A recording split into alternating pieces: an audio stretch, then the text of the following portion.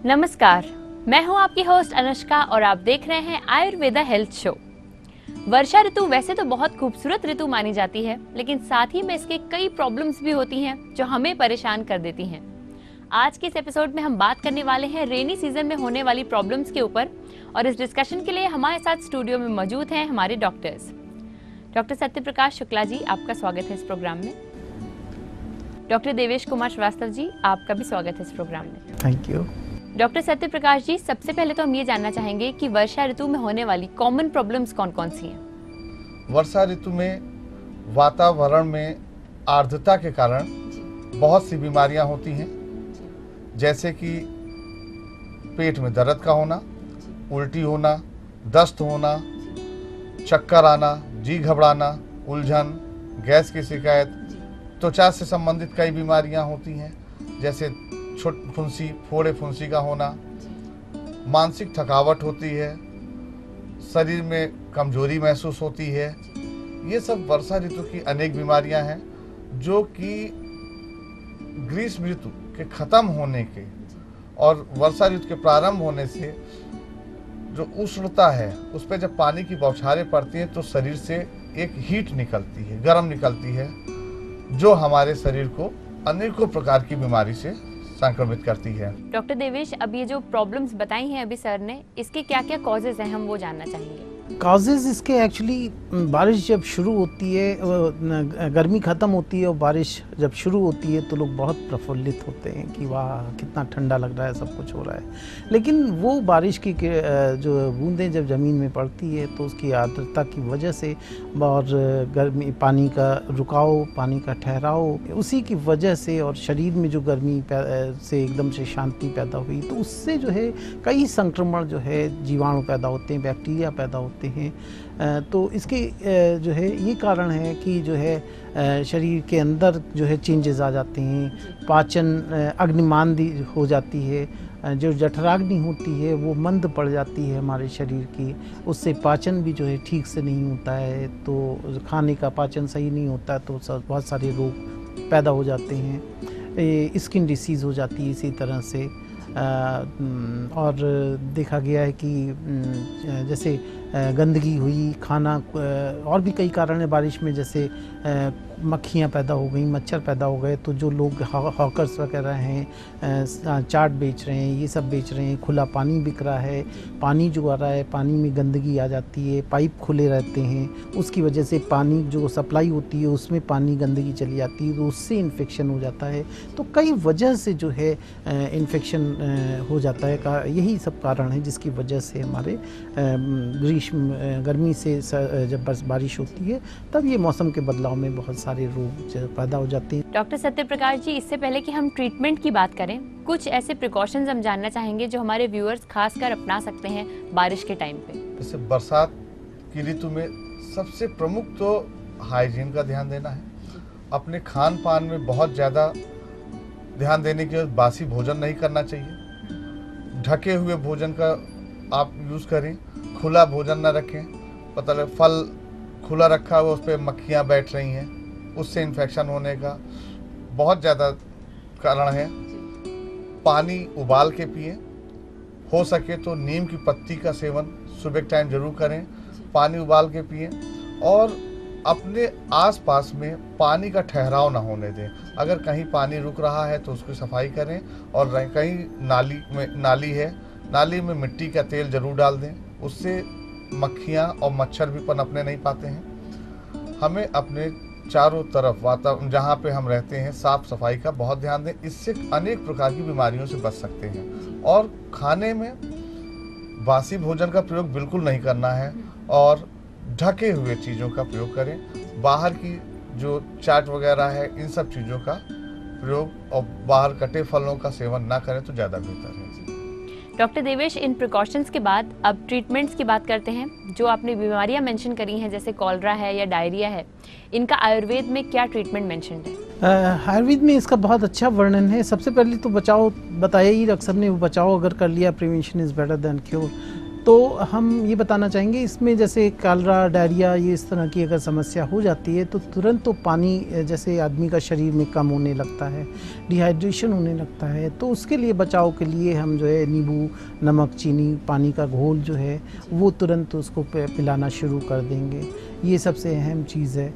और बाकी बाज़ार में उपलब्ध है शतपुष्पादि चूर्ण, जातिफलादि चूर्ण, बाल गंगाधर चूर्ण, ठीक है। तो ये सारी चीज़ें, ये इसका सबकी जैसे 2-2 ग्राम की मात्रा इसको जो है हम अलग अलग इसको देंगे तो इससे दस्त में काफ़ी आराम मिल जाएगा।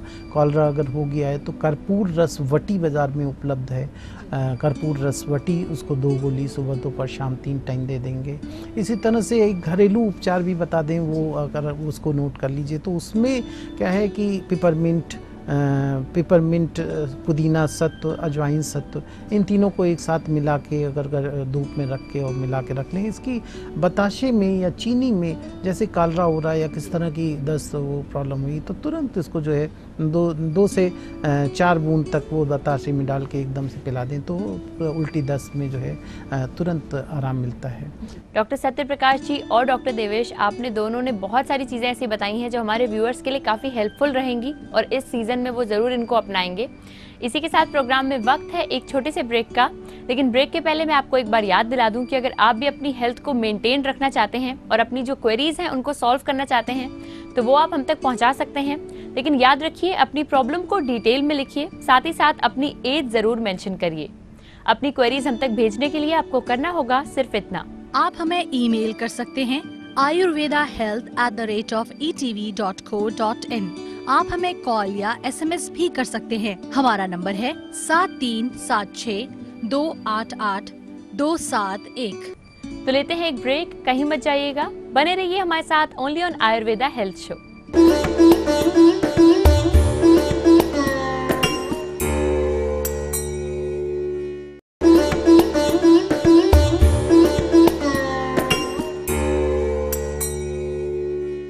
Welcome back after the break. आप देख रहे हैं आयुर्वेदा हेल्थ शो और अब वक्त है कि हम जल्द से जल्द आपकी भेजी गई हेल्थ प्रॉब्लम्स को सॉल्व करें। तो शामिल करते हैं आज की हमारी पहली क्वेरी। डॉक्टर देवेश, पहली क्वेरी हमें भेजी है चेतन जी ने, जिनका कहना है कि उनकी स्टैमिना बहुत वीक है और उनको रनिंग करने में प्रॉब्लम होती है, तो आप उन्हें क्या बताएंगे? चेतन जी, ऐसा लग रहा है कि आपकी कुछ पेट की भी समस्या है, कुछ इम्यूनिटी भी कमज़ोर है, जिसकी वजह से ही स्टेमिना कम हो सकता है। तो इसके लिए मैं राय दूंगा कि अगर नज़दीकी कहीं पंचकर्म की व्यवस्था है तो आप पंचकर्म विरेचन एक बार पंचकर्म जरूर कराएं, उससे जो है आपको काफ़ी राहत मिलेगी। और प्रातः काल उठते ही 3-4 गिलास पानी का सेवन करिए और खाना जो भी है खाने को अच्छे खासे चबा के खाइए। खाने में संतुलित आहार जरूर रखिए। रात में सोते समय गुनगुने गर्म पानी से 1 चम्मच त्रिफला चूर्ण का सेवन करिए और प्रातः उठते भी 1 चम्मच त्रिफला चूर्ण सादे पानी से इसका सेवन करिए। और अश्वगंधा रेस्ट, अगर आप दुबले हैं तो अश्वगंधा रेस्ट प्रातःकाल और सायंकाल खाना खाने के बाद में 4 चम्मच पानी और 4 चम्मच अश्वगंधा रेस्ट का सेवन करिए। इससे आपको काफ़ी राहत मिलेगी। चेतन जी, हमें उम्मीद है कि आपकी क्वेरी को हमने सॉल्व कर दिया। अब शामिल करते हैं आज की अपनी अगली क्वेरी। डॉक्टर सत्य प्रकाश जी, अगली क्वेरी भेजी है संजीव जी ने, जिनका कहना है कि उनकी पीठ पर गिल्टी है, तो इसके लिए आप उन्हें क्या बताएंगे? संजीव जी, पीठ में गिल्टी, ये तो एक जांच का विषय है कि गिल्टी ये है क्या। गिल्टी के कई रूप होते हैं, तो इसके लिए आपको जांच की आवश्यकता है कि जांच करा के देखी जाए कि वो गिल्टी साधारण है कि कोई कैंसरस रूप धारण कर रही है। अगर साधारण रूप में है तो उसमें हमारे आयुर्वेद में चिकित्सा बहुत अच्छी है। कचनार गुगुल 2-2 गोली सुबह दोपहर शाम ताजे जल के साथ सेवन करने से, और उस पे गिल्टी पे सिकाई बालू की पोटली से हल्की सिकाई करने से जरूर आराम मिलेगा। संजीव जी, हमें उम्मीद है कि आपकी प्रॉब्लम को हमने सॉल्व कर दिया और शामिल करते हैं अब अपनी अगली क्वेरी। डॉक्टर देवेश, अगली क्वेरी हमें भेजी है राजकमल जी ने, जिनका कहना है कि उनको डायबिटीज की प्रॉब्लम है, साथ ही साथ किडनी की भी प्रॉब्लम है, तो आप उन्हें क्या बताएंगे? आपको डायबिटीज़ है और किडनी की प्रॉब्लम आपने क्लियर कट नहीं बताई कि क्या परेशानी है, लेकिन फिर भी मैं आपको डायबिटीज़ के लिए बताना चाहूँगा कि एक तो जो है कहीं नज़दीकी चिकित्सक अगर पंचकर्म चिकित्सा केंद्र है तो आप अपना पूरा पंचकर्म कराइए। और डायबिटीज़ भी काफ़ी हद तक आयुर्वेद से बिल्कुल कंट्रोल हो सकती है और बिल्कुल नॉर्मल हो सकती है। ये ऐसा है, पंचकर्म करवाने के बाद आप बिल्कुल नॉर्मल होगी। और जो भी बाकी जो समस्या हो, मुझे लग रहा है कि शायद आपकी पेट की समस्या है, उसके लिए जो है आप ये और डायबिटीज़ की उस सब का एक नुस्खा बता रहे हैं, उसको आप सेवन करिए, उससे आपको काफ़ी हद तक लाभ मिलेगा। इसमें जामुन की गुठली, मेथी, तेज़पात और क्या नाम है, एक तो ये सारी चीज़ें आप इकट्ठा करके इसको चूर्ण बनवा लीजिए। इसके चूर्ण और इसमें गुड़मार बूटी भी जो है आती है, पंसारी के यहाँ उपलब्ध रहती है। ये सारी चीज़ें लेके इसको चूर्ण बना लीजिए और इसका चूर्ण का 1 चम्मच सुबह और शाम खाली पेट जो है इसका सेवन करिए। इससे आपको काफ़ी हद तक आराम मिलेगा। राजकमल जी, हमें उम्मीद है कि आपकी प्रॉब्लम को हमने सॉल्व कर दिया। और अब शामिल करते हैं आज की अपनी अगली क्वेरी। डॉक्टर सत्यप्रकाश जी, अगली क्वेरी हमें भेजी है श्याम सुंदर जी ने, जिनका कहना है कि उनकी रीढ़ की हड्डी डिसलोकेट हो गई है, तो आप उन्हें क्या बताएंगे? इसमें सबसे प्रमुख आपको झुक के ज़्यादा कोई काम नहीं करना है। बेड रेस्ट की बहुत ज़्यादा आवश्यकता है। कोई भारी चीज़ उठाने से परहेज करिए और पंचकर्म सेंटर जा करके कटिबस्त्र जरूर करवाएं, सिकाई जरूर करवाइए। इससे आपको बहुत अच्छा लाभ मिलेगा। आयुर्वेद में हमारी कई औषधियां हैं जिनका सेवन आप प्रॉपर वे से करें तो उससे भी आराम मिलेगा। जैसे महारसनादिक्वात है, महारसनादिक्वात 20-25 ml सुबह शाम पानी में मिला करके सम भाग पानी में मिला के लें। आरोग्यवर्धिनी बटी महायोगराज गुगुल 2-2 चम्मच सुबह दोपहर शाम इसका सेवन करें। और बहुत हल्के हाथों से तेल का मर्दन उस पर करवाइए, हल्की से सिकाई करें। और एक बार हो सके तो इसमें एक्सरे करवा करके या जांच करवा करके न्यूरोलॉजिस्ट से जरूर संपर्क करें ताकि उचित इलाज आपका हो सके। श्याम सुंदर जी, हमें उम्मीद है कि आपकी प्रॉब्लम को हमने सॉल्व कर दिया। और अब हम शामिल करने जा रहे हैं आज की अपनी आखिरी क्वेरी। डॉक्टर देवेश, आखिरी क्वेरी हमारे व्यूअर ने भेजी है, जिनका कहना है कि उनको लिवर की प्रॉब्लम है पिछले 6 महीने से, उसमें सूजन है और साथ ही साथ उन्हें गैस्ट्रिक प्रॉब्लम भी रहती है, तो आप उन्हें क्या सुझाव देंगे? हाँ, सबसे पहले मैं बताना चाहूँगा कि पेट की समस्या से ही ये सारी चीज़ें उत्पन्न होती है। तो आप रोज़ रात में सोते समय गुनगुने गर्म पानी से 1 चम्मच हरीत की चूर्ण का सेवन करिए। प्रातःकाल 1 चम्मच त्रिफला सेवन करिए। और एक पंसारी के यहाँ से एक नुस्खा ले आइएगा, पुनर्नवा, मकोय और भूम्यामल की। ये सब तीनों चीज़ों की एक बराबर मात्रा करके 3 ग्राम रोज़ रात में इसको भिगो लिया करिए और सुबह इसको बॉयल करके इसका जो है 1 गिलास पानी में उबालिए। जब चौथाई गिलास से कम बचे तो इसका आधा सुबह और आधा शाम सेवन करिए। बाकी जो है कुमारियासो बाज़ार में उपलब्ध रहता है, 4 चम्मच सुबह शाम इसका सेवन करते रहिए। इससे आपको काफ़ी हद तक मिलेगा। और साग सब्जियों की मात्रा अधिक से अधिक सेवन करिए और पंचकर्म विरेचन इसमें जो है आप ज़रूर करवाइए, इससे आपको काफ़ी राहत मिलेगी। हमें उम्मीद है कि आपकी प्रॉब्लम सॉल्व हो गई है और इसी के साथ हमारा एक क्वेरी सेगमेंट यहीं पर कंप्लीट होता है।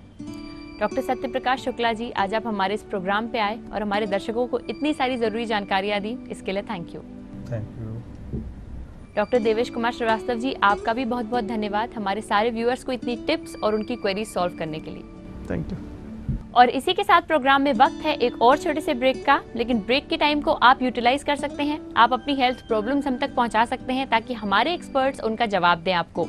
अगर आप भी अपनी क्वेरीज भेजना चाहते हैं तो अपनी क्वेरीज में अपनी एज जरूर मेंशन करिए और साथ ही साथ अपनी प्रॉब्लम को थोड़ा डिटेल में लिखिए। आप हमें ईमेल कर सकते हैं ayurvedahealth@etv.co.in। आप हमें कॉल या SMS भी कर सकते हैं। हमारा नंबर है 7376288271। तो लेते हैं एक ब्रेक, कहीं मत जाइएगा, बने रहिए हमारे साथ only on Ayurveda health show.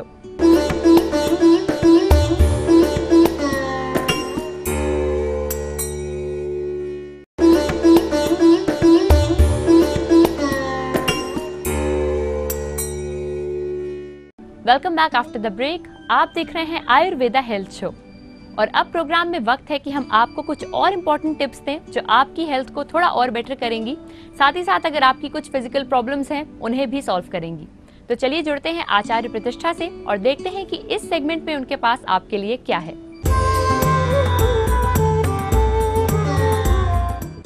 नमस्ते। बहुत सारी बीमारियां, बहुत सारी समस्याएं और उसका एक ही समाधान यानी भारत योग। एक ऐसी प्रॉब्लम जो कहीं ना कहीं हमारे ख़ास तौर पे हमारे यंगस्टर्स में उनका कॉन्फिडेंस कम करने में, उनके अंदर एक इन्फीरियॉरिटी कॉम्प्लेक्स डेवलप करने में बहुत ज़्यादा सहयोग करती है, बेड वेटिंग। आज भी हमारे देश में बहुत से ऐसे बच्चे हैं, इतनी कॉमन प्रॉब्लम है। हमारे आश्रम में इतने पेरेंट्स अपने बच्चों को लेकर के आते हैं, बच्चे 11, 12, 13 साल तक की उम्र तक बेड वेटिंग यानी बिस्तर में ही उनका मूत्र विसर्जन हो जाना रात को सोते सोते एक बहुत कॉमन प्रॉब्लम है। लेकिन ऐसा नहीं है कि उसका इलाज नहीं है, उसका समाधान ज़रूर है और आज हम उसी बेड वेटिंग के बारे में बात कर रहे हैं। आंवला तो आयुर्वेद में आंवले के तो इतने गुण हैं, गुण ही गुण हैं। जिस प्रकार से मैं गाय के जितने भी प्रोडक्ट्स हैं उनकी आपको बात की, इस प्रकार से आंवले के भी इतने गुण हैं। आप सूखा आंवला ले और उसका चूर्ण बना लें, साथ में ले लें काला जीरा, यानी कि आपने सूखा आंवला लिया, काला जीरा लिया, बराबर मात्रा में, दोनों की क्वांटिटी शुड बी इक्वल और इनको आपस में ले करके दोनों को साथ में इनको मिक्स कर लें, एक चूर्ण बना लें। ये चूर्ण काला जीरा, सूखा आंवला बराबर मात्रा में, उसका चूर्ण आपने एक शीशी में रख लिया। सुबह 3 ग्राम और शाम को 3 ग्राम शहद के साथ आपको इसका सेवन करना है। 3 ग्राम सुबह शहद में मिक्स करके ले लिया, 3 ग्राम शाम को शहद में मिक्स करके ले लिया। कुछ दिनों तक इसका रेगुलर सेवन करें। ये तो हुई आपके आयुर्वेदिक प्रयोग जिनको आप करके बेड वेटिंग की समस्या से दूर रह सकते हैं। साथ में ऑटो सजेशंस बहुत ज़रूरी है। बच्चे को, जिस भी बच्चे को या यंगस्टर्स को बेड वेटिंग की समस्या है, शाम को 7 बजे के बाद वो लिक्विड्स लेना बंद कर दें, क्योंकि अक्सर ऐसे बच्चों के साथ जब हम कंसल्टेंसी करते हैं, उनसे बात करते हैं, तो उनका कहना ये है कि उनको सोते सोते ऐसा लगता है वो टॉयलेट में बैठे हैं और यूरिन डिस्चार्ज हो जाता है बिस्तर में। यानी कहीं ना कहीं आपका मन, आपका मस्तिष्क इस समस्या के पीछे है। शाम को 7 बजे के बाद लिक्विड्स बिल्कुल ना दें ऐसे बच्चों को। ये जो आपको डाइट में मैंने चीज़ें बताई हैं ये रेगुलर दें। और इसमें ख़ास तौर पे जब शाम को 7 बजे के बाद आप लिक्विड नहीं दे रहे हैं, इनको रात को सोने से पहले ऑटो सजेशंस, अपने आसन में स्थिर होकर के बैठेंगे, कम से कम 3 बार ओम का उच्चारण ये बच्चे करें। कैसे करना है? पूरा गहरा श्वास लिया,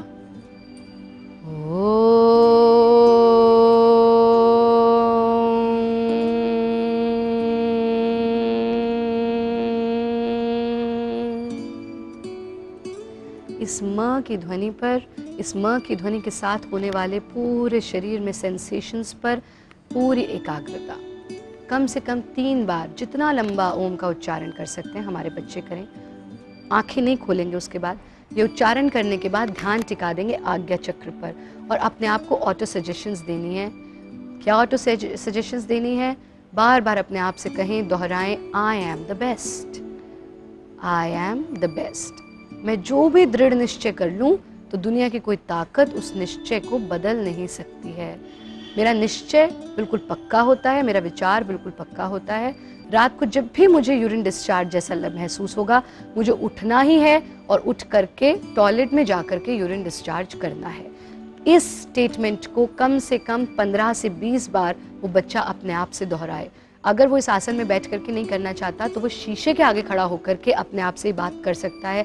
इसके अद्भुत प्रयोग हमने देखे हैं। और तीसरी चीज़ करना है मूल बंध का अभ्यास, यानी इसी स्थिति में बैठ करके कमर सीधी रहेगी, एनस को, अपनी गुदा को पूरा संकुचित करना और फिर उसे रिलीज कर देना। अपने आसन में बैठे हैं, पूरा एनस को संकुचित करना और एनस के साथ साथ आपकी थाइज, आपका पेट, आपके पेरिनियल ऑर्गन्स पूरे संकुचित हो जाते हैं।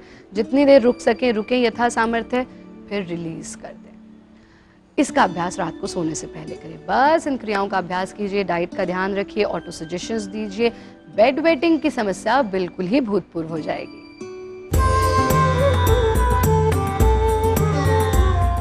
हमारे आज के इस एपिसोड में भी हमने बहुत सारी ऐसी टिप्स आप तक पहुंचाई जो आपकी हेल्दी लिविंग को थोड़ा और बेटर करेंगी। साथ ही साथ आपकी जो प्रॉब्लम्स परेशान कर रही हैं उनको भी हमने सॉल्व किया। लेकिन अगर कुछ और ऐसी क्वेरीज हैं आपके पास जिन्हें आप सॉल्व करना चाहते हैं तो उसके लिए आपको करना होगा सिर्फ इतना।